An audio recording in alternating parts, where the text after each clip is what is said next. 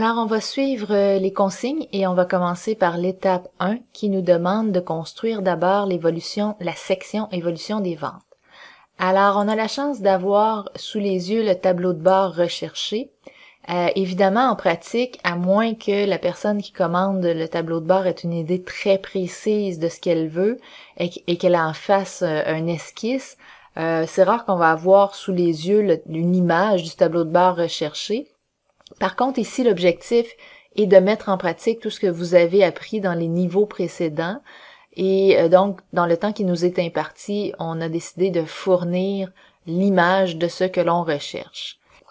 Cela étant dit, nous avons à reproduire la section du bas ici, et comme nous avons à la reproduire, je vais en prendre une copie de façon à l'avoir sous les yeux quand je vais construire le tout et être certaine que je m'en vais dans la bonne direction. Alors évidemment, je vais copier ça dans le fichier qui comprend les bases de données et je vais mettre le tout donc ici dans un onglet séparé. Alors, si on regarde rapidement ce que l'on recherche ici, on a les ventes en dollars et en unités par mois et on veut les regarder selon différentes dimensions. Donc, on a mis une série de segments ici par dimension. C'est-à-dire donc qu'on veut travailler avec les données actuelles et non avec les données budgétées. Et les données actuelles sont donc ici dans l'onglet BD. La première chose à faire, une fois qu'on a observé les données, on voit qu'elles sont présentées par date de transaction, c'est de mettre ces données-là sous forme de tableau. Alors, chaque fois qu'on élabore un tableau de bord dans Excel et que les données sources sont directement dans Excel, on veut les mettre sous forme de tableau pour pouvoir mettre à jour aisément nos données, éventuellement nos tableaux de bord. Alors ici, si je clique dedans, on voit qu'il y a un menu contextuel de tableau. Alors, c'est déjà sous format de tableau, je n'ai pas à modifier le tout. Et je vois que le nom du tableau, c'est actuel ici. Et je vais donc insérer un tableau croisé dynamique sur ce tableau d'actuel et je vais le mettre dans une feuille existante, c'est-à-dire dans la feuille où j'ai installé ici ma copie d'écran. Alors, je vais le mettre ici. Et on va donc commencer à mettre les informations demandées. Alors, on a dit qu'on présentait dans le tableau les transactions par date. Il n'y a pas d'année, pas de mois, alors je vais cliquer tout simplement sur date ici. Par contre, comme je suis dans une version d'Excel récente, vous voyez qu'il y a un regroupement qui s'est fait automatiquement au niveau des dates. Alors, on me présente par année, par trimestre, par mois, et on voit donc les deux champs qui se sont ajoutés, trimestre et année.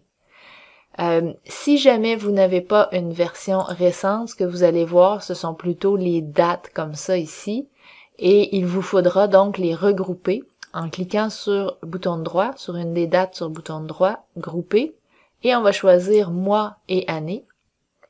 Je ne conserverai pas les jours, de sorte que le champ qui s'appelle date ici va maintenant servir à présenter les mois. Alors, j'ai cliqué sur OK. Vous voyez date ici, ça représente maintenant les mois et année, les années.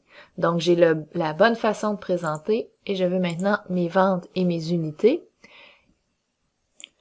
Et je vais également m'assurer de renommer ici les ventes. Donc, je peux le faire avec un espace. Et unité, on va le nommer unité. Nombre d'unités. Donc, encore une fois, on pourrait mettre un espace ou le mettre comme ça. Bref, il ne faut pas que ce soit exactement le même nom. Et on est maintenant prêt à tracer notre graphique. Alors, je vais cliquer dedans. Et là, encore une fois, si vous avez une version récente d'Excel, vous aurez l'option graphique combiné. C'est cette option-là qu'on veut choisir. Je vais vous montrer dans un autre... En fait, si vous n'aviez pas, faisons-le tout de suite, si vous n'aviez pas l'option graphique combiné, vous pourriez aller dans Histogramme. Et une fois dans Histogramme, il vous faudrait donc choisir une autre série de données et un axe secondaire pour les unités. Mais les unités sont très difficiles à sélectionner, n'est-ce pas? Donc, vous pourriez aller ici et chercher à sélectionner la série unité. Donc, vous voyez que c'est maintenant sélectionné.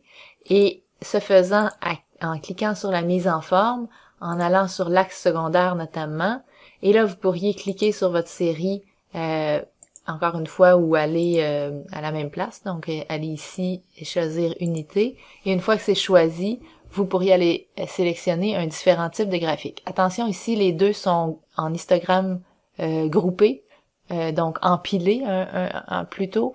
Il faudrait choisir un histogramme groupé et un graphique en courbe.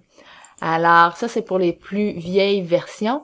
Sinon, si vous avez une version plus récente, vous allez tout simplement choisir le graphique combiné, l'histogramme groupé et la courbe, mais aussi l'axe secondaire comme ça ici.